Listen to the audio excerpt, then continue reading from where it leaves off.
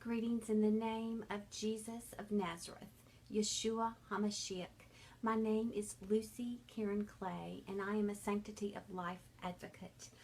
Contacting you today regarding an urgent plea about a Senate bill that is just now in the hands of 23 federal senators.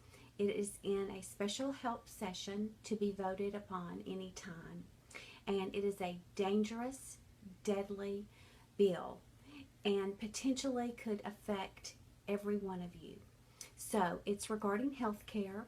The details will be explained at this link, but I do believe that it's important that everyone knows about this bill because it looks innocent.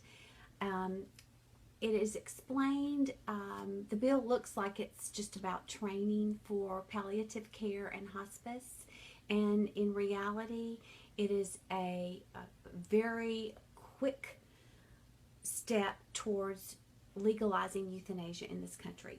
So please check this link and you will be able to contact these senators immediately and oppose Senate Bill 693. Your voice is needed now because this vote can take place any day. It is a federal bill, and again, my name is Lucy Karen Clay, and I work with pro-life groups around the country, and all of our links and research is available, and thank you so much.